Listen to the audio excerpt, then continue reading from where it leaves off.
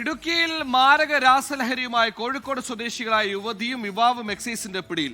കാറിൽ ഒളിപ്പിച്ചു കടത്തുകയായിരുന്ന 50 ഗ്രാം MDMA-യും കഞ്ചാവും ഹാഷിഷ് ഓയിലുമാണ് വാഗമണിൽ നിന്ന് പിടികൂടിയത്. പിന്നീട് ഇവർ താമസ റിസോർട്ടിൽ നടത്തിയ പരിശോധനയിൽ ലഹരി വിറ്റ് സമ്പാദിച്ച 3 ലക്ഷം രൂപയും പിടികൂടി. യുവതിയുടെ ഭർത്താവിനെ കഴിഞ്ഞ ദിവസമാണ് MDMA-യുമായി ആലപ്പുഴയിൽ നിന്ന് പിടികൂടി.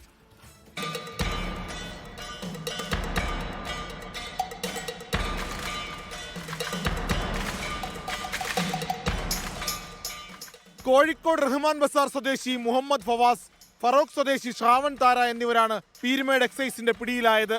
തെരഞ്ഞെടുപ്പിനോടനുബന്ധിച്ചുള്ള പ്രത്യേക പരിശോധനയിലാണ് ഇരുവരും കുടുങ്ങിയത്. വാഹന പരിശോധനയിൽ 47 ഗ്രാം MDMA ആദ്യം പിടികൂടി.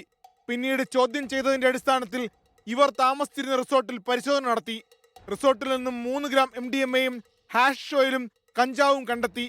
3,75,000 രൂപയും 5 മൊബൈൽ ഫോണുകളും പിടിച്ചെടുത്തു. പിന്നീട് അവരിൽ നിന്ന് ലഭിച്ച വിവരത്തിന്റെ അടിസ്ഥാനത്തിൽ ഇവർ താമസിച്ച റിസോർട്ട് കേന്ദ്രീകരിച്ച് പരിശോധന നടത്തി. അതിൽ നിന്നാണ് ബാക്കി പൈസ 3,75,000 രൂപയും വിവിധ രീതിയിലുള്ള ഡോക്യുമെന്റ്സ്, പിന്നെ മൊബൈൽ ഫോണുകൾ, അതുപോലുള്ള കാര്യങ്ങൾ റിക്കവർ ചെയ്തത്. പ്രതികളിൽ നിന്ന് പിടിച്ചെടുത്ത പണം മയക്കുമരുന്ന് കച്ചവടത്തിൽ നിന്ന് ലഭിച്ചതാണെന്ന് മൊഴി നൽകിയിട്ടുണ്ട്.